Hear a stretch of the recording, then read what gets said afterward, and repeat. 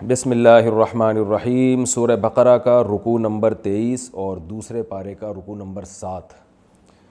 یا ایھا الذین آمنوا کتب علیکم الصیام، اس رکوع کا لفظی ترجمہ بھی ہو گیا تھا، اس کی تفسیر بھی ہو گئی تھی۔ اب اس سے جو اسباق ہمیں ملتے ہیں اس کو میں انشاءاللہ نمبر وار بیان کروں گا۔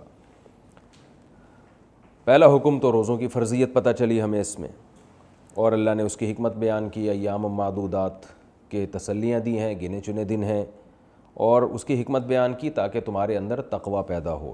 نبی صلی اللہ علیہ وسلم نے فرمایا رب صیام لیس له من الصیام الا الجوع، کہ بہت سے روزے دار ایسے ہیں جن کو روزے میں بھوک کے علاوہ کچھ بھی حاصل نہیں ہوتا، اور بہت سے راتوں کو عبادت کرنے والے ایسے ہیں جن کو رات میں سوائے نیند خراب کرنے کے کچھ بھی حاصل نہیں ہوتا۔ کیا مطلب؟ کہ عبادت ان کی پریکٹیکل لائف پہ اثر انداز نہیں ہوتی، روزہ ان کی پریکٹیکل لائف پہ اثر انداز نہیں ہوتا، کیونکہ جو روزے کی اللہ نے حکمت بیان کی ہے تقوی، کہ اللہ کا خوف پیدا ہو جائے، برائیاں چھوٹ جائیں، وہ برائیاں ان سے نہیں چھوٹتی، تو اس لیے روزہ کی فرضیت تو ساقط ہو جائے گی اگر آپ رمضان کا روزہ رکھتے ہیں، اور جو اس کا ثواب ہے وہ بھی آپ کو مل جائے گا، لیکن اس کی حکمتیں جبھی حاصل ہوں گی جب آپ اس نیت سے رمضان گزاریں کہ ہم نے اپنی پوری زندگی کو تبدیل کرنا ہے، جو اللہ کے دیگر حقوق ہیں یا بندوں کے حقوق ہیں وہ ہم نے پابندی کے ساتھ ادا کرنے ہیں۔ ابتدائی اسلام میں حکم تھا کہ آپ روزے کے ساتھ ساتھ فدیہ بھی دے سکتے ہیں، لیکن بعد میں اس حکم کو منسوخ کر دیا گیا، اس کی تفسیر میں پہلے بتا چکا ہوں۔ البتہ یہ حکم اس شخص کے لیے باقی ہے کہ جس کو روزہ رکھنے کی سرے سے طاقت ہی نہ ہو۔ یہ بات خوب سمجھ لیں کہ اگر کوئی شخص بیمار ہے یا مسافر ہے، روزہ نہیں رکھ سکتا، تو قرآن کے صاف الفاظ ہیں فَعِدَّةٌ مِّنْ أَيَّامٍ أُخَرَ، اگلی جو آیات ہیں شہر رمضان الذی انزل فیہ القرآن کے بعد جو آیتیں نازل ہوئیں، اس میں اللہ نے صاف بتا دیا کہ اگر آپ بیمار ہیں تو فدیہ نہیں دے سکتے، مسافر ہیں تو فدیہ نہیں دے سکتے، آپ کو روزہ رکھنا پڑے گا اور بعد میں گنتی پوری کرنی پڑے گی۔ فدیہ کا حکم اب احادیث کی روشنی میں اس شخص کے لیے ہے جو موت تک روزہ رکھ ہی نہ سکے، جیسے بہت بوڑھا آدمی ہوتا ہے، اب اسے صحت کی امید ہی نہیں ہے اور اس میں طاقت ہی نہیں ہے باڈی میں، یا کوئی ایسا بیمار ہے کہ اب اسے امید ہی نہیں ہے کہ اب وہ ایسی شفا ملے گی جس میں وہ روزہ رکھ سکتا ہے، تو جب یہ نا امیدی ہو جائے تو پھر ایسی صورت میں ایک غریب کو 2 ٹائم کا کھانا کھلایا جا سکتا ہے، یہ ایک روزے کا فدیہ ہے۔ لیکن ایک شخص نے فدیہ ادا کیا، بعد میں اس کے اندر روزے کی طاقت پیدا ہو گئی، تو پھر اس کو دوبارہ قضا روزہ رکھنا پڑے گا، وہ فدیہ اس کا نفلی ہو گیا، یہ خوب سمجھ لیں۔ اچھا، اب کوئی بیمار ہے، بعد میں روزہ رکھ ہی نہیں سکتا موت تک، تو وہ فدیہ دے گا۔ فدیہ میں کسی غریب کو 2 ٹائم کا کھانا کھلا دیں، یہ بھی جائز ہے۔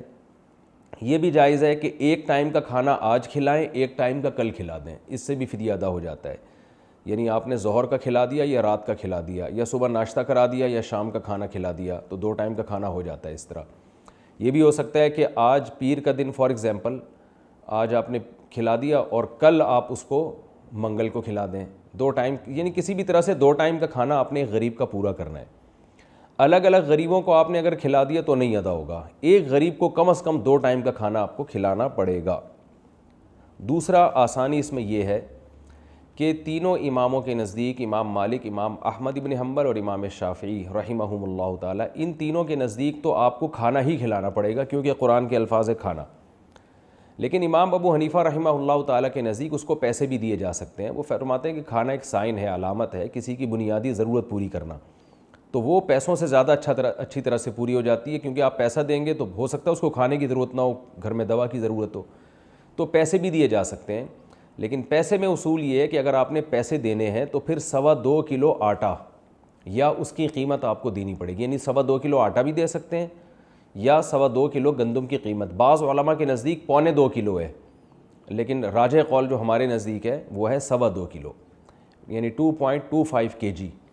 تو آپ ایک روزے کا فدیہ 2.25 کے جی کسی غریب کو آپ دے سکتے ہیں، یعنی اتنے پیسے دے دیے آپ نے یا اتنا آٹا دے دیا، اور اگر آٹا نہ دینا چاہیں، جو دینا چاہیں یا کھجور دینا چاہیں تو پھر اس کا ڈبل کرنا پڑے گا آپ کو۔ تو آٹے میں 2.25 کلو، اگر آٹے کے علاوہ کوئی چیز دینا چاہتے ہیں، کھجور یا جو، یا کشمش وغیرہ، تو وہ پھر 2.5 وہ یعنی پھر وہ 2.25 کلو کا ڈبل کر دیں آپ، ٹھیک ہے نا، تقریباً 4.5 کلو بن جائے گا وہ۔ تو آٹا سب سے آسان رہتا ہے، تو آٹا دے دیں یا آٹے کی قیمت دے دیں کسی غریب کو۔ وہ ایک ہی ٹائم پہ جب آپ ایک غریب کو 2.25 کلو کے پیسے دیں گے تو وہ فدیہ آپ کا ادا ہو جائے گا، یعنی اس کو صدقہ فطر بھی کہا جاتا ہے۔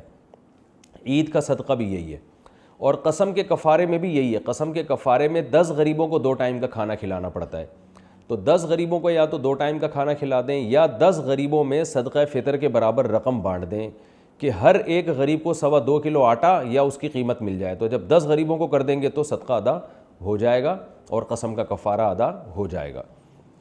اچھا، اس میں یہ بھی آسانی ہے امام ابو حنیفہ رحمہ اللہ تعالیٰ کے نزدیک کہ ایک غریب کو ہی اگر آپ 10 دنوں تک دے دیں تو وہ بھی 10 غریب ہی سمجھے جائیں گے، یعنی وہ کہتے ہیں اصل مقصد ہے ایک غریب کی ایک دن کی حاجت پوری کر دینا۔ تو اگر آپ نے ایک غریب کو ایک ہی دن میں 10 دنوں کا فدیہ دے دیا تو وہ ایک ہی فدیہ کاؤنٹ ہوگا، کیونکہ یوں سمجھا جائے گا ایک غریب پہ آپ نے احسان زیادہ کر لیا ہے۔ لیکن اگر آپ 10 دنوں میں ڈیوائیڈ کر کے دیں گے تو وہ 10 فدیے سمجھے جائیں گے۔ جیسے پیر کے دن آپ نے ایک وسیم فار ایگزامپل فرض کر لیں، یا زید فرض کر لیں کہ زید ایک مسکین ہے، آپ نے زید کو پیر کے دن 2.25 کلو گندم یا اس کی قیمت دے دی، پھر منگل کو آپ نے زید ہی کو دوبارہ 2.25 کلو گندم یا اس کی قیمت دے دی، پھر بدھ کو آپ نے یعنی وینسڈے کو آپ نے دے دی، تھرسڈے کو آپ نے دے دی۔ تو اس طرح آپ جب 10 دنوں تک کرتے چلے جائیں گے تو وہ 10 غریب ہی سمجھے جائیں گے، حالانکہ وہ ہے ایک ہی، لیکن دن کے بدلنے سے حکم بدل جائے گا اور یہ سمجھا جائے گا کہ آپ نے الگ غریبوں میں بانٹا ہے۔ تو اس طرح سے 10 فدیے ادا ہو جائیں گے، قسم کا کفارہ ادا ہو جائے گا اور 10 روزوں کا فدیہ اس طرح سے ہو جائے گا۔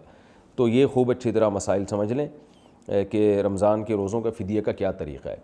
اچھا، نماز کا اسلام میں کوئی فدیہ نہیں ہے، اس پہ کوئی دلیل نہیں ہے، البتہ فقہا نے قیاس کیا ہے کہ اگر کسی کے ذمے نمازیں رہ گئیں اور وہ قضا عمری پڑھے اور پھر بھی پوری نہ ہو سکیں تو وہ اگر وصیت کر جائے کہ میرے مال کے 1/3 میں سے میرے نمازوں کا فدیہ ادا کیا جائے تو پھر لواحقین پر لازم ہے کہ نمازوں کا فدیہ دیں، اگر اس نے وصیت کی ہو۔ وصیت نہیں کی ہے تو پھر لازم نہیں ہے، یاد رکھیں۔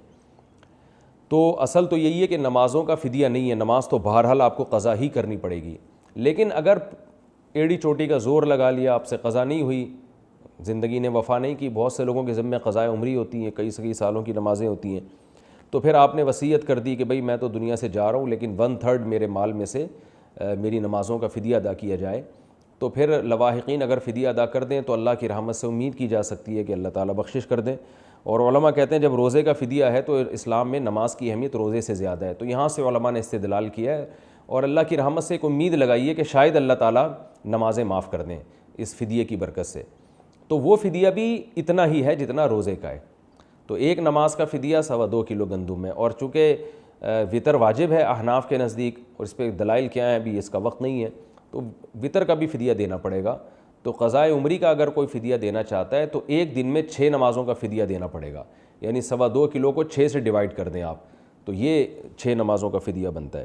لیکن نماز میں اصل یہ کہ قضا کی جائے، اس میں چھوٹ نہیں ہے آپ کو، وہ کھڑے ہو کے نہیں پڑھ سکتے، بیٹھ کے پڑھیں، بیٹھ کے نہیں پڑھ سکتے، لیٹ کے صرف اشاروں سے، گردن کے اشاروں سے آپ پڑھیں۔ روزے میں تو یہ ہے کہ وہ اس کے یعنی بہت سے اعذار سے روزہ انسان رکھ ہی نہیں سکتا، اس میں تو یہ نہیں ہے کہ بھائی 12 گھنٹے کا نہیں رکھ سکتا تو چلو 6 گھنٹے کا رکھ لے، ایسا نہیں ہے۔ تو اس لیے روزے میں فدیے کے حکام تو بالکل ہمیں صاف ملتے ہیں قرآن و سنت میں۔ نماز کے فدیے کو حضرات فقہاء کرام نے ایک طرح کا قیاس ہے، خالص قیاس بھی نہیں ہے، ایک طرح سے بس اللہ کی رحمت سے امید لگا کے قیاس کیا ہے کہ شاید اللہ تعالیٰ اس کی بخش دیں اس کو۔ اچھا، اس میں ہمیں جو علمی نقطے کی بات پتہ چلتی ہے، اچھا پہلے میں یہاں ایک اور مسئلہ بیان کر دوں، یہ بھی انہی آیتوں میں ہے کہ سفر میں روزہ چھوڑنا افضل ہے یا روزہ رکھنا افضل ہے۔ اس کو خوب اچھی طرح سمجھیں کہ سفر کے بارے میں حدیث میں آتا ہے لیس من البر الصیام فی السفر، سفر میں روزہ رکھنا نیکی نہیں ہے، یعنی اگر آپ ٹریولنگ میں ہیں اور سفر شرعی سفر ہو جس کی میں ابھی مقدار آپ کو انشاءاللہ بتاؤں گا، تو حدیث سے پتہ چلتا ہے کہ اس میں روزہ چھوڑ دینا یہ افضل ہے۔ لیکن پوری امت کا اس پر اتفاق ہے، اس سے وہ سفر مراد ہے جس میں آپ کے لیے روزہ رکھنا بہت مشکل ہو رہا ہو۔ اگر سفر میں آپ کو بہت آسانی ہے، روزہ آپ آسانی سے رکھ سکتے ہیں، تو پھر روزہ رکھنا یہ زیادہ بہتر ہے نہ رکھنے سے۔ اس کے دلائل کیا ہیں؟ یہ فقہ کا موضوع ہے، کیونکہ تفسیر میں اب گھنٹوں گھنٹوں کی تقریر نہیں کرتا، اس میں ٹو دا پوائنٹ بات کرتا ہوں، اس لیے دلائل آپ کسی اور وقت میں رابطہ کر سکتے ہیں۔ تو خلاصہ یہ ہے کہ سفر میں اگر آپ کے لیے روزہ رکھنا آسان ہے، بہت آسانی سے آپ روزہ رکھ سکتے ہیں، جیسے کہ آج کل ایسے سفر ہوتے ہیں کہ جہاز میں سفر کر رہے ہیں، ٹرین میں سفر کر رہے ہیں، تو پھر روزہ چھوڑنا تو جائز ہے، کیونکہ قرآن نے صاف اجازت دی ہے کہ سفر میں روزہ چھوڑ سکتے ہو، اور قرآن نے یہ شرط نہیں بیان کی ہے کہ روزہ رکھنا تمہارے لیے مشکل ہو یا آسان ہو، بس قرآن نے کہا ہے دو باتیں بیان کی ہیں، مریض بیمار ہو یا مسافر ہو، تو ظاہر ہے قرآن نے جب کہہ دیا تو پوری امت کا اجماع ہے کہ سفر میں آپ کو چاہے روزہ رکھنا کتنا ہی آسان لگے پھر بھی آپ روزہ چھوڑ سکتے ہیں، گناہ کوئی نہیں ہوگا، تو چھوڑنا تو بالکل جائز ہے۔ بات اس پہ ہو رہی ہے کہ افضل کیا ہے، رکھا جائے یا چھوڑا جائے۔ تو اگر ٹینشن ہے، بہت مشکل ہو رہی ہے، آپ کو خطرہ ہے کہ پیدل سفر ہے، یا اتنا بعض دفعہ دن بہت لمبا ہو جاتا ہے کہ آپ امریکہ سے آ رہے ہیں پاکستان، 22-23 گھنٹے کی بھی فلائٹ ہوتی ہے، تو روزہ لمبا بہت زیادہ ہو جاتا ہے، سورج ڈوب ہی نہیں رہا ہوتا، تو ایسی کنڈیشن میں روزہ رمضان کا سفر میں چھوڑ دینا بہتر ہے، کیونکہ پھر اللہ تعالیٰ چاہتے ہیں کہ لوگ گنجائشوں سے، جو اللہ نے لوگوں کو گنجائشیں دی ہیں، اس سے فائدہ اٹھائیں، تو آپ بعد میں رکھ لیں۔ لیکن اگر ٹریولنگ بہت آسان ہے اور کوئی اتنی ٹینشن نہیں ہے، تو پھر علماء کا اس پر تقریباً اتفاق ہے کہ پھر رمضان کی پوری فضیلت حاصل کرنے کے لیے بہتر یہی ہے کہ سفر کے دوران روزہ رکھا جائے، اور اس میں زیادہ ثواب ملے گا۔ پھر روزہ چھوڑنا یہ بہتر نہیں ہے، صرف جائز ہے، بہتر نہیں ہے، تو یہ مسئلہ بھی خوب اچھی طرح سمجھ لیں۔ اچھا، اب سفر کہتے کس کو ہیں اس کو بھی سمجھیں۔ سفر میں آپ کو پتہ ہے 4 رکعت کی 2 پڑھنی پڑتی ہیں، اور رمضان کا روزہ چھوڑ سکتے ہیں، یہ 2 سفر کے احکام ہیں۔ تو سفر کی مدت کیا ہے، کسے کہتے ہیں؟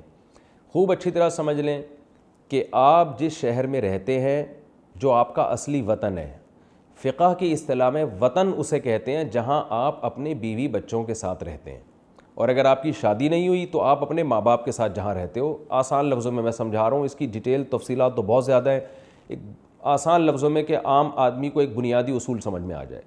جہاں آپ کے گھر ہے، آپ کا گھر کا سامان اور جو ضرورت زندگی جس گھر میں آپ نے رکھی ہوئی ہیں، جو رہتے ہیں آپ، تو وہ آپ کا اصل شہر کہلاتا ہے۔ جیسے میرا گھر کراچی میں ہے، آپ میں سے بہت سے لوگ کوئی آسٹریلیا میں رہتا ہوگا، اس کے لیے نیشنلٹی ہونا ضروری نہیں ہے۔ اگر آپ امریکہ میں ہیں، صرف گھومنے پھرنے گئے ہوئے وہاں پہ، لیکن آپ نے وہاں باقاعدہ گھر بنا لیا، یعنی چاہے رینٹ پہ لے لیا ہو، کچھ شادی کر لیا آپ نے وہاں، باقاعدہ وہاں بھی آپ کی وائف رہتی ہے، تو وہ امریکہ کے جس شہر میں آپ ہوں گے وہ بھی آپ کا شرعی طور پر وطن ہی کہلائے گا، یعنی آپ کا شرعی طور پر وہ آپ کا علاقہ کہلائے گا، ٹھیک ہے نا؟ چاہے آپ کے پاس وہاں کی نیشنلٹی نہیں بھی ہو، تو نیشنلٹی سے کچھ نہیں فرق پڑتا۔ شریعت میں آپ کا وطن وہ ہے جہاں آپ بیوی بچوں کے ساتھ رہتے ہیں، اور وہ آپ کا باقاعدہ گھر ہے جس میں ضرورت زندگی کا سامان پڑا ہوا ہے، بیڈ اور الماری وغیرہ جو ہوتا ہے، تو اس کو کہتے ہیں اصل شہر۔ ایک تو یہ ہو گیا۔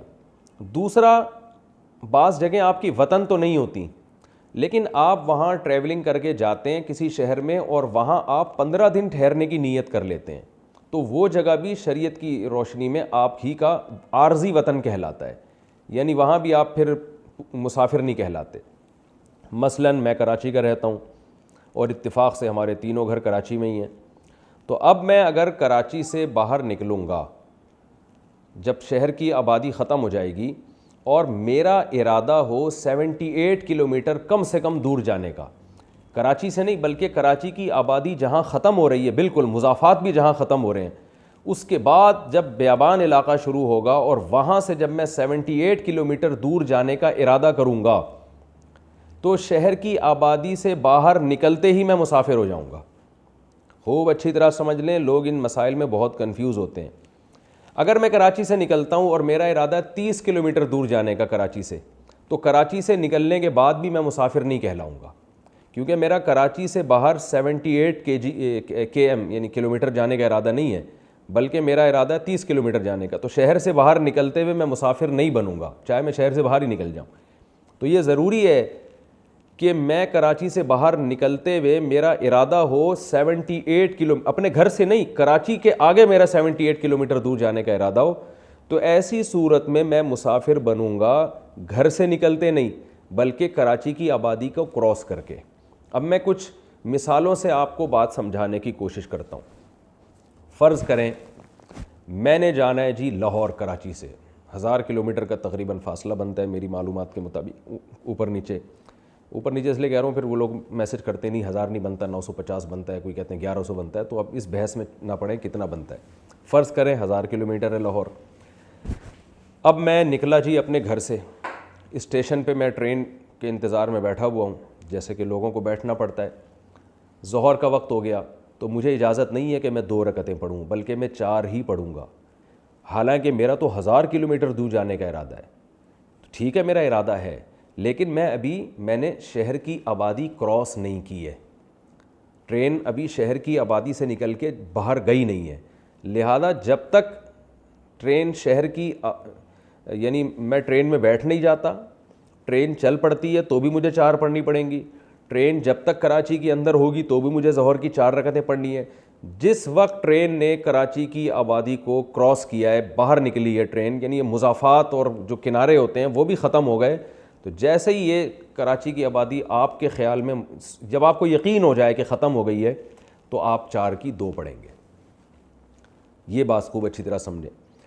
بہت سے لوگ یہ سوال کرتے ہیں کہ یار ہمیں کیا پتہ چلے گا کہ کراچی کی آبادی ختم ہوئی ہے کہ نہیں ہوئی ہے, وہ تو آتی جاتی ہے. یار لاہور کی آبادی ختم ہوئی ہے کہ نہیں ہوئی ہے, اور آپ ایبٹ آباد میں رہتے ہیں وہاں کی آبادی پتہ نہیں ختم ہوئی ہے کہ نہیں ہوئی ہے, کیونکہ آپ نقشے لے کے تو نہیں جا رہے ہوتے نا گوگل میپ کے, اور وہ نقشے بھی انسانوں نے بنائے ہیں, وہ بعض دفعہ غلط بھی ہوتے ہیں. تو خوب ایک اصول اچھی طرح سمجھیں, جب تک آپ کو یقین نہ ہو جائے کہ آبادی ختم ہو گئی ہے, اس وقت تک یہی سمجھا جائے گا کہ ختم نہیں ہوئی ہے.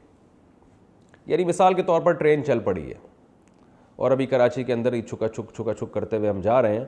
اب ظہر کی نماز کا ٹائم ہے, میں سوچ رہا ہوں یار آبادی تو کراچی کی ختم ہو گئی ہے, لیکن پھر بھی کچھ مکانات آ رہے ہیں, کچھ ہلکے پھلکے, کراچی کے ہی علاقہ پڑتا ہے یہ. اب میں کنفیوز ہوں یار, پتہ نہیں ختم ہوئی ہے کہ نہیں ہوئی ہے, یہ مکان ابھی پتہ نہیں کراچی میں آتا ہے یا کراچی سے ہم بہت دور نکل گئے.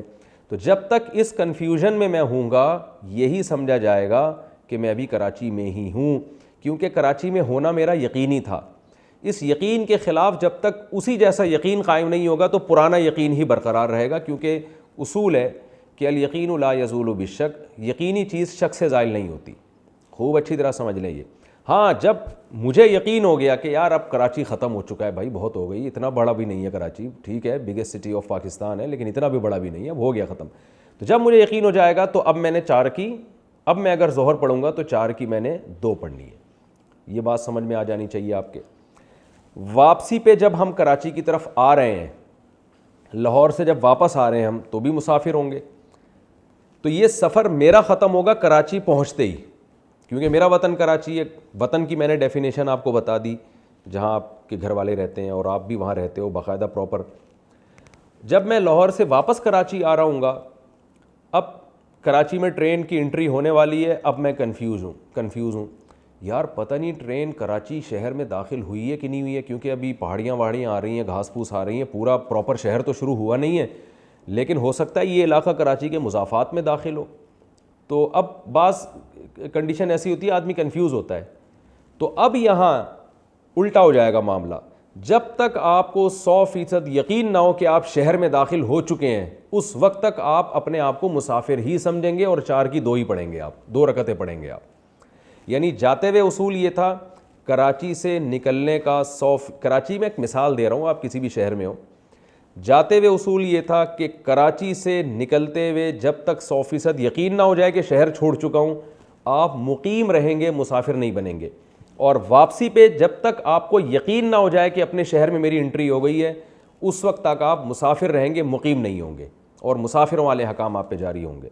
یہی روزے کا بھی حکم ہے, نماز میں بھی یہی ہے کہ روزہ بھی نہیں چھوڑ سکتے اور نماز بھی نہیں جب تک آپ کو یقین نہ ہو. تو یہ خوب اچھی طرح سمجھ لیں. اب میں کراچی سے میں نے موو کیا, میں جا رہا ہوں 78 کلومیٹر دور. تو اب 78 کلومیٹر دور یا اس سے بھی زیادہ جانے کا جب میرا ارادہ ہوگا, تو اب سوال پیدا ہوتا ہے میں کب تک مسافر رہوں گا. تو یاد رکھیں, جب میں کسی شہر میں داخل ہوا اس نیت کے ساتھ کہ میں اس شہر میں 15 دن کم از کم رہوں گا, تو جس وقت آپ نے یہ نیت کر لی کہ میں 15 دن رہوں گا, تو اس وقت آپ اس شہر میں مقیم بن جائیں گے. اور جب تک آپ کی یہ نیت نہیں ہے آپ مقیم نہیں بنیں گے, چاہے آپ 10 سال وہاں گزار دیں. اب آئیں میں اپنی مثال آپ کو دوبارہ دیتا ہوں. میں نے کراچی سے موو کیا, میں لاہور جا رہا ہوں فرض کریں. اب لاہور شہر میں گاڑی داخل ہوئی ہے اور میرے ذہن میں پہلے سے ہے کہ یار میں نے لاہور میں 15 دن گزارنے ہیں, یعنی اب انٹری کے بعد, اس میں سفر والا ٹائم کاؤنٹ نہیں ہوگا. جیسے ہی میں لاہور شہر میں داخل ہوں گا تو اس کے بعد میں نے کم سے کم 15 دن تو پکا یقین ہے میں نے اسٹے کرنا ہی کرنا ہے. لاہور میں آ گئے ہم, تو نہ مجھے روزہ چھوڑنے کی اجازت ہے اور نہ مجھے 4 کی 2 رکعتیں پڑھنے کی اجازت ہے. اب میں لاہور میں آ گیا, لیکن 15 دن کی میری پکی نیت تو تھی, لیکن 2-4 دن کے بعد مجھے خیال ہوا کہ پتلی گلی سے نکلنا ہے, لاہور کا موسم اچھا نہیں ہے, یا کوئی اس ٹائپ کے معذرت کے ساتھ کوئی لاہوری اس ٹائپ کے ٹکر گئے جنہوں نے سلوک اچھا نہیں کیا. بہت اچھے لوگ ہیں وہاں پہ, ایک مثال دے رہا ہوں میں, کوئی ایک آدھ بعض دفعہ ہر شہر میں ایسا ہوتا ہے. آپ نے کہا یار یہاں تو مزہ نہیں آ رہا, پتلی گلی سے نکلو. تو جس ٹائم پہ آپ نے یہ نیت کی نا کہ میں نے نکلنا ہے یہاں سے, یعنی 15 دن میں نے پورے نہیں کرنے, نکلنا ہے, تو اس وقت سے آپ مسافر بن جائیں گے. اس سے پہلے جو نمازیں پڑھی آپ کی ہو گئیں, وہ 4 پڑھی تھی 4 ہو گئیں آپ کی, کیونکہ اس وقت آپ مقیم تھے. ادھر آپ نے نیت کی ہے تو آپ نے یہاں سے موو کرنا ہے. یہ نیت جس دن آپ نے کی ہے اسی وقت سے آپ مسافر بن جائیں گے, حتیٰ کہ آپ نے 4 رکعتوں کی نیت سے ظہر کی نماز میں نیت باندھی. جب آپ نے نیت باندھی اس وقت آپ کا خیال 15 دن کا تھا, آپ نے 1 رکعت مکمل کی ہے یا 2 رکعتیں ابھی پڑھی ہیں اور آپ کو خیال نماز میں آپ کی سوچوں میں گم تھے, آپ کو خیال آیا یار چھوڑو یار میں جاتا ہوں, میں تو کل کی ٹکٹ کرا کے واپس جا رہا ہوں, اور آپ کی پکی نیت ہوگی, شبہ نہیں ہے, وسوسہ نہیں ہے, 100% یقین ہو گیا یار میں تو نکلتا ہوں نماز کے دوران ہی, تو اب آپ 2 رکعتوں کے بعد سلام پھیر دیں. اب آپ 4 مکمل کرنے کی آپ کو اجازت نہیں ہے, کیونکہ آپ اس نماز میں ہی مسافر بن گئے. تو یہ خوب سمجھیں. اس کے اپوزٹ مثال بھی میں دے دیتا ہوں آپ کو. میں کراچی سے لاہور گیا, میرا ارادہ تھا یار میں 15 دن نہیں ٹھہروں گا اور میں 1 ہفتے میں واپس آ جاؤں گا, تو میں ظاہر ہے مسافر ہوں. میں نے ظہر کی 2 رکعتوں کی نیت باندھی, میں پڑھ رہا ہوں. دوسری رکعت میں مجھے خیال آیا یار اتنے اچھا بھلا شہر ہے, بہترین پانی ہے یہاں کا, آپ دیکھو چہرہ کیسا لال سرخ ٹماٹر جیسا بن رہا ہے, اور کیا سری پائے اور کیا کھجی کے پائے اور کیا سجی کے پائے, کیا مزہ آ رہا ہے. نماز میں بعض دفعہ آدمی کو آتے ہیں ایسے خیالات, تو یار چھوڑو میں 15 دن یہاں ٹھہروں گا. اور یعنی اب سے میں جو ابھی یعنی جو نماز میں مجھے خیال ہے کہ آج کے بعد میں 15 دن مزید ٹھہروں گا یہاں پہ. تو جیسے ہی آپ کی یہ نیت ہوئی اور پکی نیت ہو گئی, کنفیوژن نہیں ہے کوئی, 100% یہ نیت ہو گئی, تو اب آپ کو وہ 2 میں مزید آگے 2 ملا کے پوری 4 کرنی پڑیں گی. یعنی نماز کے اندر ہی حکم چینج ہو جائے گا, اس نماز کو آپ ختم نہیں کریں گے. 2 کی نیت کی تھی, اب اسی 2 کی نیت میں آپ نے ایک اور تیسری رکعت ملا لینی ہے اور پھر چوتھی رکعت بھی ملا دینی ہے. یہ 2 کو خود بخود نماز کے اندر ہی آپ نے 4 کر دینا ہے. اس نماز کو توڑنے کی ضرورت نہیں ہے, دوبارہ سے شروع کرنے کی ضرورت نہیں ہے. تو یہ خوب اچھی طرح مسئلہ سمجھ لیں.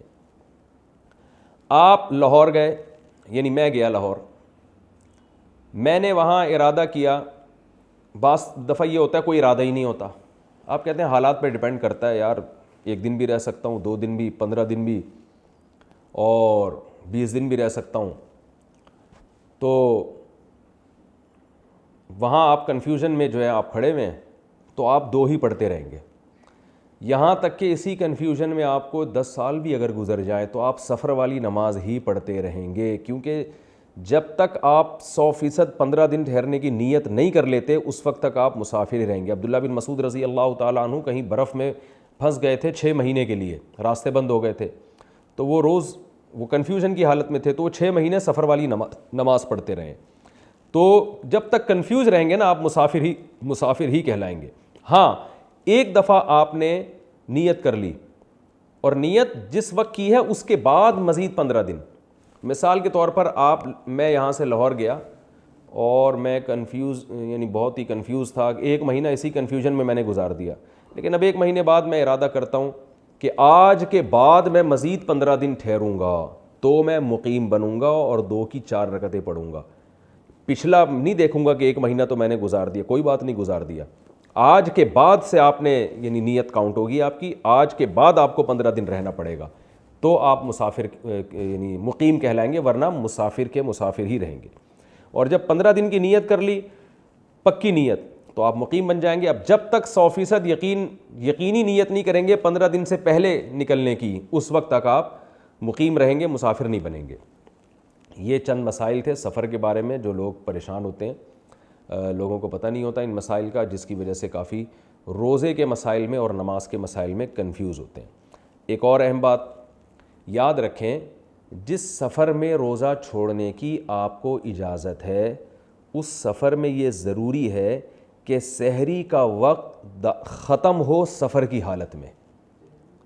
اگر سحری کا وقت حالت سفر میں نہیں آیا تو آپ کے لیے رمضان کا روزہ چھوڑنا جائز نہیں ہے. میں دوبارہ کراچی پہ آ جاتا ہوں. فرض کریں جی رمضان ہے, اور فرض کریں جی میری صبح کی فلائٹ ہے لاہور کی, اور وہ ہے صبح 6 بجے کی, اور سحری کا وقت ختم ہو رہا ہے 5:30 بجے. 5:30 بجے میں کراچی ایئرپورٹ پہ ہوں گا, تو ظاہر ہے میرا سفر ابھی شروع نہیں ہوا, کیونکہ سفر ہوتا ہے آپ کا جہاز کراچی کی آبادی کو جب کراس کرے گا, بلکہ جہاز میں بیٹھ بھی جاؤں گا تو میں ابھی مقیم ہوں. 5:30 بجے سے پہلے اگر جہاز کراچی کی حدود سے باہر نہیں نکلتا تو میں مسافر شمار نہیں ہوں گا. اور چونکہ سحری کا وقت یہ حالت اقامت میں ہے, لہذا مجھ پر روزہ رکھنا واجب ہوگا, کیونکہ جب رمضان کے روزے کا حکم میری طرف متوجہ ہوا تھا تو اس وقت میں مسافر نہیں تھا, میں مقیم تھا. لہذا اللہ کا جو حکم ہے کہ تم سفر میں ہو تو روزہ چھوڑ سکتے ہو, تو ابھی چونکہ میں سفر میں ہوں نہیں, ارادہ تو ہے سفر کا لیکن ابھی سفر شروع نہیں ہوا, تو روزہ آپ چھوڑ نہیں سکتے. آپ کو سحری کر کے روزے کی نیت کرنی پڑے گی, تو آپ پھر سفر میں داخل ہو جائیں گے. تو اب جب ایک دفعہ روزہ رکھ لیا تو سفر میں آپ روزہ توڑ نہیں سکتے, پھر روزہ توڑ نہیں سکتے آپ, وہ دن کا روزہ پھر آپ کو مکمل کرنا پڑے گا. یہ خوب سمجھ لیں اچھی طرح سے. ہاں, سحری کا وقت اگر سفر میں آ گیا, جیسے 5:30 بجے کی فلائٹ, یعنی سحری کا وقت ختم ہو رہا تھا 5:30 بجے, اور فلائٹ ہے 5:15 بجے کی, اور 15 منٹ میں ظاہر ہے عام طور پہ جہاز کراچی چھوڑ چکا ہوتا ہے, بلکہ 15 منٹ نہیں, ہم آدھا گھنٹہ لگا لیتے ہیں. 5 بجے جہاز نے ٹیک آف کر جانا ہے, اور 5:30 بجے سحری کا وقت ختم ہو رہا ہے. آپ کو پتہ ہے کہ جب سحری کا وقت ختم ہوگا تو جہاز یا ٹرین کراچی کی آبادی سے باہر نکل چکی ہوگی, اور سحری کا وقت اس ٹائم پہ ختم ہوگا. جیسے 5:30 بجے سحری کا ٹائم ختم ہو رہا ہے, اور 5:30 بجے آپ کو یقین ہو گیا کہ آپ کی ٹرین کراچی سے باہر نکل چکی ہے, تو پھر آپ کی جو سحری کا ٹائم ختم ہوگا وہ سفر کی حالت میں ہوگا. ایسی کنڈیشن میں آپ روزہ چھوڑ سکتے ہیں, آپ کو روزہ چھوڑنے کی اجازت ہے. یہ سمجھیں سفر میں روزہ چھوڑنے کا مطلب کیا ہے. اب بعض دفعہ ایسے ہوتا ہے, بعض لوگ امریکہ سے کراچی آ رہے ہوتے ہیں. اب امریکہ سے کراچی جب آتے ہیں تو سورج الٹا چل رہا ہوتا ہے, یعنی آپ کا بہت لمبا دن ہو جاتا ہے. تو یہ لوگ وہ بہت رمضان میں مسائل پوچھتے ہیں کہ ہم سحری کے وقت ایئرپورٹ پہ تھے, سحری ہم نے, تو ہم روزہ چھوڑ سکتے ہیں؟ ہم کہتے ہیں نہیں چھوڑ سکتے, تو ان کو سحری کھا کے روزہ رکھنا پڑے گا. لیکن وہ کہتے ہیں پرابلم یہ ہے کہ 20 گھنٹے روزہ لمبا ہو جاتا ہے. تو کوئی بات نہیں, روزہ لمبا ہو جائے آپ کو رکھنا پڑے گا ایسی صورت میں, کیونکہ آپ سفر کی حالت میں آپ کا روزہ شروع نہیں ہوا تھا. تو ٹریولنگ کے دوران جب سحری آ جائے گی نا, یا آپ نے کسی علاقے میں 2 3 4 5 دن کا اسٹے کیا, 15 دن سے کم کا اسٹے کیا, تو وہاں جو آپ کو سحری کا وقت جب آئے گا تو آپ چونکہ مسافر ہوں گے تو روزہ چھوڑ سکتے ہیں آپ. لیکن میں نے بتایا کہ آسانی اگر ہو تو بہتر یہی ہے کہ روزہ نہ چھوڑا جائے سفر میں. یہ مسئلہ سمجھ لیں. دوسرا مسئلہ یہ ہے کہ اگر کسی نے سفر میں روزہ چھوڑا, شریعت نے اجازت دی ہے, لیکن اسی دوران وہ اپنے شہر میں داخل ہو گیا, تو اپنے شہر میں جیسے ہی داخل ہوگا اس کا روزہ تو نہیں ہے, لیکن اس کے لیے کھانا پینا ناجائز ہو جائے گا, کیونکہ اب وہ مقیم ہے. تو اب روزے داروں سے مشابہت اس پر واجب ہو جائے گی, اور اس پر لازم ہوگا کہ اب افطاری کے وقت تک وہ کچھ بھی نہ کھائے, روزے کی قضا بھی کرے اور کچھ بھی نہ کھائے, یہ بھی اس پر واجب ہو جائے گا. یہ مسئلہ بھی خوب اچھی طرح سمجھ لیں. اور ایک اور مسئلہ یہ ہے کہ رمضان کا روزہ اگر کسی نے جان بوجھ کر توڑ دیا, زوجہ سے ہم بستری کر کے یا کھا پی کے, تو 60 روزوں کا کفارہ اس پر لازم ہے. 60 روزے اس کو لگاتار رکھنے پڑیں گے, اور اگر وہ اس میں اس کی طاقت نہیں ہے, بیمار ہے یا بوڑھا ہے بہت زیادہ, تو پھر اس کو 60 غریبوں کو 2 ٹائم کا کھانا کھلانا پڑے گا. تو پہلا حکم تو یہ کہ 60 روزے لگاتار وہ رکھے گا. لیکن اگر سفر کی حالت میں کسی نے روزہ توڑ دیا تو گناہ تو کیا, مگر اس میں روزے کا کفارہ واجب نہیں ہے, صرف قضا واجب ہے.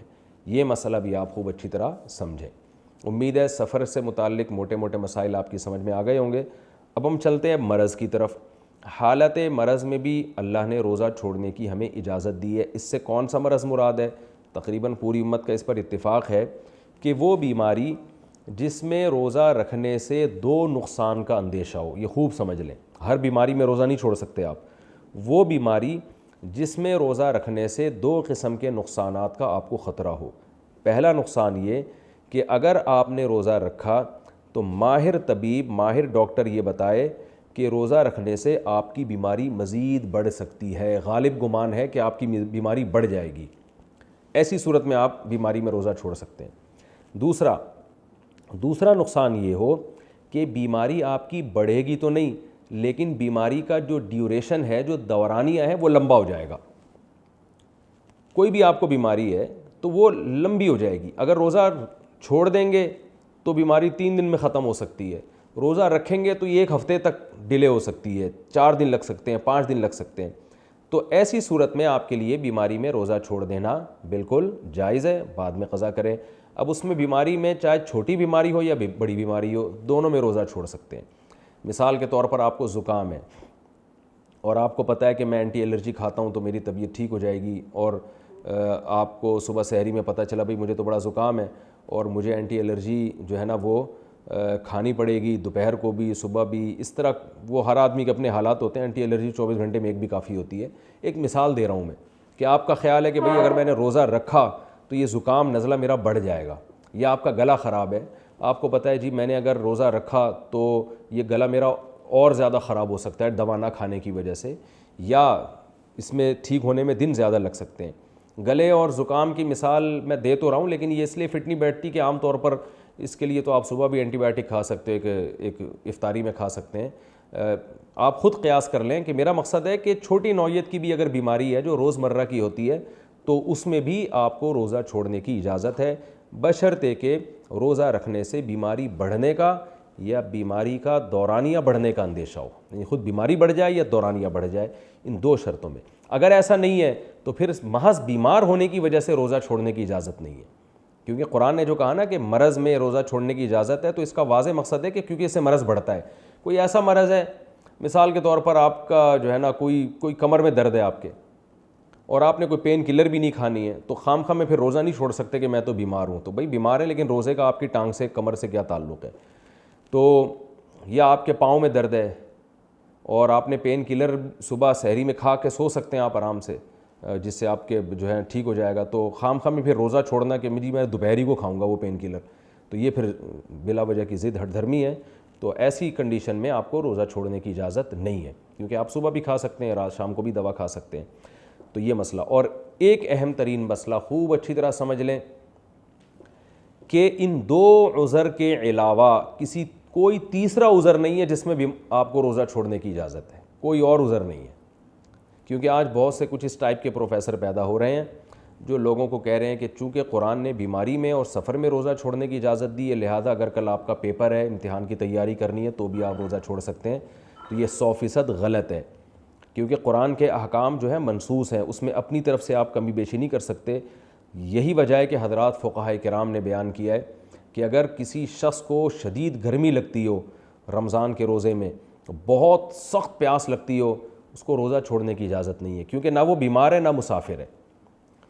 یہاں تک کہ اگر آپ کا یہ کوئی خطرہ ہو کہ پیاس سے میں مر جاؤں گا تو بھی روزہ چھوڑنے کی اجازت نہیں ہے۔ جب مرنے لگے تو روزہ توڑ دیں، آپ توڑنے کی، زندگی بچانے کے لیے اجازت ہے، چھوڑنے کی۔ فقہاء نے بیان کیا ہے مسئلہ کہ اگر کوئی کوئلے کی کان میں مزدور کام کرتا ہے تو بہتر تو یہ کہ رمضان میں نہ کرے، وہ رات کی نائٹ ڈیوٹی کرے، لیکن اگر اس کے مالکان اس کو نائٹ ڈیوٹی نہیں کرنے دیتے اور روزگار کا مسئلہ ہے تو وہ پھر بھی دن میں روزہ رکھے گا اور کوئلے کی کان میں جائے گا، لیکن جیسے ہی اس کو پیاس لگنا شروع ہوگی تو حتی الامکان برداشت کرے۔ جب برداشت کی انتہا کو معاملہ پہنچ جائے اور اس کو یہ خطرہ ہو کہ مجھے کوئی بیماری آ سکتی ہے، میں بے ہوش ہو سکتا ہوں یا مر سکتا ہوں، یا کوئی خدا نخواستہ بڑی بیماری نہ لگ جائے، اتنا زیادہ جب ناقابل برداشت حالت ہو جائے گی تو پھر اس کو روزہ توڑنے کی اجازت ہے، چھوڑنے کی نہیں ہے۔ توڑ دے روزہ، روز رکھے روزہ، روز توڑے، انشاءاللہ اس کو گناہ نہیں ہوگا، کیونکہ اس نے اللہ کے حکم کو پورا کیا ہے۔ اللہ کا حکم کیا ہے کہ بیماری یا سفر نہیں ہے تو روزہ نہیں چھوڑ سکتے۔ تو نہ یہ بیمار ہے نہ مسافر ہے، اور ملازمت کی وجہ سے آپ روزہ نہیں چھوڑ سکتے، پیاس کی شدت کی وجہ سے روزہ نہیں چھوڑ سکتے۔ ہمارے پاس لوگوں کی کالز آتی ہیں، متحدہ عرب امارات میں ریگستان میں گرمیوں میں کام کر رہے ہوتے ہیں، ریگستان کی گرمی آپ کو پتہ ہے، تو ہم یہی کہتے ہیں بھائی ہمارے پاس تو کوئی دلیل نہیں ہے، کیونکہ اب ظاہر ہے وہ تو روزے میں کسی کو گرمی زیادہ لگتی ہے، کسی کو کم لگتی ہے، کسی کو پیاس زیادہ لگتی ہے، کسی کو کم لگتی ہے۔ زیادہ لگنے کی وجہ بعض دفعہ یہ بھی ہوتی ہے کہ آپ مزدوری والا کام کر رہے ہیں، اور زیادہ لگنے کی وجہ بعض دفعہ یہ بھی ہوتی ہے کہ آپ ریگستان میں ہیں۔ تو شریعت نے ایسا کوئی فرق کیا نہیں ہے، تو پوری امت کا اس پر اجماع ہے کہ آپ ریگستان میں مزدوری کا کام کر رہے ہیں، کنواں کھود رہے ہیں، بہتر تو یہ کہ رات میں کریں آپ یہ کام، اور اگر یہ ممکن نہیں ہے، روزگار کا مسئلہ ہے، تو رکھنا پھر بھی آپ کو پڑے گا۔ جب ناقابل برداشت حالت ہو جائے، موت کا خطرہ یا بے ہوش ہونے کا یا کسی بیماری کا خطرہ ہو جائے، تو بیماری کے خوف سے پھر روزہ توڑا جا سکتا ہے۔ ایسی سخت مجبوری میں روز رکھیں گے، روز توڑیں گے، انشاءاللہ آپ کو گناہ نہیں ہوگا، بعد میں اس کی قضا کرنی پڑے گی جب حالات نارمل ہو جائیں۔ لیکن ایسی کنڈیشن میں آپ نے روزہ چھوڑ دیا تو آپ گناہ گار ہوں گے، کیونکہ قرآن کا حکم ہے فمن شہید منکم الشہر فلیصم، جو بھی رمضان کا مہینہ پائے گا وہ روزہ رکھے گا۔ اس جو میں سب آ گئے، بیمار اور مریض کے علاوہ سب کے سب آ گئے، مزدور بھی، گڑھا کھودنے والے بھی، کوئلے کی کان میں کام کرنے والے بھی، اور ایئر کنڈیشن میں گدے پہ بیٹھ کے سونے والے بھی، سب اللہ نے اس میں داخل کر دیے، قرآن کا حکم ہے یہ۔ تو اس قسم کے اجتہادات اسلام میں جائز نہیں ہے کہ آپ خود بخود سوچ سوچ کے بہت سی چیزوں کو گڑھ لیں کہ کل آپ کا پیپر ہے تو آپ کوئی بات نہیں، پیپر کی تیاری کرنی ہے تو آپ رمضان کا روزہ چھوڑ دیں، کل پیپر کر کے بعد میں قضا کر لینا۔ آج کل کچھ متجدد قسم کے پروفیسر اس طرح کے فتوے دے رہے ہیں جو پوری امت کے اجماع کے بالکل خلاف ہیں، قرآن و سنت کے بالکل خلاف ہیں۔ آپ کا کل اگر پیپر ہے تو یہ سوچیں کہ کل آخرت کا بھی ایک پیپر ہے، اس پیپر کی تیاری میں آپ کو رمضان کا روزہ رکھنا پڑے گا۔ اس میں مزید ہمیں کیا اسباق ملتے ہیں کہ اللہ تعالیٰ نے میاں بیوی کو ایک دوسرے کا لباس قرار دیا، ہن لباس لکم وانتم لباس لہن۔ اس میں ہمیں یہ سبق ملتا ہے کہ آج میاں بیوی ایک دوسرے کے راز کو فاش کرتے ہیں۔ اللہ تعالیٰ تو فرماتے ہیں ایک دوسرے کا لباس ہے، لباس کا کام ہے آپ کی عیوب پہ پردہ ڈالنا۔ تو اگر خدا نخواستہ میاں بیوی میں علیحدگی بھی ہو جاتی ہے تو اپنے جو گھر کی باتیں ہیں، شوہر بیوی کے راز، بیوی اپنے شوہر کے راز کو دنیا کے سامنے فاش نہ کرے۔ آج یہ بہت ہو رہا ہے، میرے پاس خواتین کے فون آتے ہیں کہ میرے میاں جو ہے وہ فحش فلمیں دیکھتے ہیں چھپ چھپ کے، یہ کرتے ہیں وہ کرتے ہیں، اور میں اپنے رشتہ داروں کو بتا رہی ہوں۔ تو میں ان سے کہتا ہوں آپ کس بیس پہ بتا رہی ہو؟ آپ کا شوہر بہت غلط کام کر رہا ہے، بالکل حرام کام کر رہا ہے، لیکن عورت کا تو کام ہے اپنے شوہر کے عیب پہ پردہ ڈالے، اپنے شوہر سے ذکر کریں، اس سے کہیں کہ بھئی آپ یہ برائی چھوڑیں، اس کے لیے آپ جو ہے وہ کچھ یعنی کوشش کریں اللہ سے بھی دعا مانگنے کی، اس کی اصلاح کی بھی۔ تو اس کو دوسروں کے سامنے بیان کرنا یہ بہت بری حرکت ہے۔ مرد کو بعض دفعہ بیوی کے عیب پتہ چل جاتے ہیں، وہ لوگوں کے سامنے گیت گاتا پھر رہا ہوتا ہے میری بیوی ایسی، میری بیوی ایسی، اور اس کے تو یہ تھا وغیرہ وغیرہ، جو ہے نا سب کو پتہ ہے کہ کیا ہو رہا ہے آج کل، کوئی کسی کا پردہ رکھنے کے لیے تیار نہیں ہے۔ تو یہ بہت بڑا جرم ہے میاں بیوی کو ازدواجی زندگی میں، یعنی اس زندگی میں بھی ایک دوسرے کے ایسے عیوب پہ پردہ ڈالنا ہے۔ خدا نخواستہ کسی وجہ سے علیحدگی ہو جاتی ہے تو بھی ایک دوسرے کے جو کمرے کی باتیں ہیں ان عیوب پہ پردہ ڈالنا ہے۔ آپ صلی اللہ علیہ وسلم نے بہت شدید وعید فرمائی ہے ان میاں بیوی کے بارے میں جو اپنے کمرے کی باتیں، اپنی رات کی باتیں دوسروں کے ساتھ شیئر کرتی ہیں، کہ شوہر اپنی بیوی کے ساتھ جو اس کے جو فزیکل ریلیشن ہوتا ہے وہ دوستوں میں تذکرہ کرتا ہے کہ کس طرح سے ہوا، اور عورت اپنے فرینڈس میں تذکرہ کرتی ہے کہ شوہر نے کس طرح سے اسے ریلیشن کیا۔ یہ سب آج کل ہمارے معاشرے میں کامن ہو چکی ہیں چیزیں۔ تو آپ صلی اللہ علیہ وسلم نے اس عمل پر بہت شدید وعید بیان کی ہے، بہت بڑا کبیرہ گناہ اس کو قرار دیا ہے۔ تو میاں بیوی کو چاہیے جو اس طرح کی اپنی جو باتیں ہیں جو میاں بیوی ہی کے درمیان ہونی چاہیے وہ کمرے سے باہر نہیں نکلنی چاہیے، وہ کسی کے ساتھ شیئر نہیں کرنا چاہیے۔ تو ہن لباس لکم وانتم لباس لہن سے ہمیں یہ بھی پتہ چلتا ہے۔ اور اس سے ہمیں اولاد کی فضیلت معلوم ہوتی ہے کہ اللہ نے جب زوجہ کے قریب جانے کی اجازت دی تو فرمایا وابتغوا ما کتب اللہ لکم، کہ اللہ نے جو اولاد تمہارے لیے لکھ دی ہے اس کو تلاش کرو۔ تو یہ جو فیملی پلاننگ ہے اس کی جو ایک دعوت چل رہی ہے، اسلام اس کے 100% خلاف ہے، قرآن کی آیتوں کے خلاف ہے یہ۔ اور آخر میں ایک اہم سبق کہ اللہ نے ایک دوسرے کا مال ناحق طریقے سے کھانے سے منع کیا اور حکمرانوں کو کھلانے سے منع کیا، عدالتیں بھی اسی میں داخل ہیں۔ آج ہمارے معاشرے میں بہت ہو رہا ہے کہ جج کو پیسے کھلا کے اپنے حق میں فیصلہ کروا لیا جاتا ہے۔ تو یہ رشوت دینا مجبوری میں جائز ہے، مجبوری کا مطلب اپنا جائز حق وصول کرنے کے لیے آپ کا جائز حق بنتا ہے، وہ بھی کوئی حاکم رکاوٹ بن رہا ہے، پیسے کھائے بغیر آپ کو نہیں دے رہا، آپ کا مکان ہے، آپ نے خریدا ہے، آپ نے اپنے نام کروانا ہے، بلا وجہ جو ہے وہ حکومتی اہلکار رکاوٹ ڈال رہے ہیں تو ظلم کر رہے ہیں. ایسی صورت میں ان کے لیے رشوت لینا حرام ہوگا، آپ کے لیے دینا جائز ہوگا، کیونکہ مجبور ہیں آپ، اپنا جائز حق بھی نہیں مل رہا آپ کو. لیکن اگر دوسرے کا حق دبانا چاہتے ہیں یا ناجائز دینا چاہتے ہیں رشوت، وہ تو بالکل حرام ہے. اسی کا قرآن نے تذکرہ کیا کہ کسی لوگوں کا مال کھانے کے لیے جب تم حکمرانوں کو رشوت دیتے ہو، ججز کو کھلاتے ہو، لِتَأْكُلُوا فَرِيقًا مِّنْ أَمْوَالِ النَّاسِ، تاکہ تم لوگوں کا مال ناحق طریقے سے کھاؤ، تو یہ بالکل حرام ہے. مسلمان کو یہ چھوڑ دینا چاہیے. اللہ تعالیٰ سمجھنے کی، عمل کی توفیق عطا فرمائے. وَمَا عَلَيْنَا إِلَّا الْبَلَاغُ.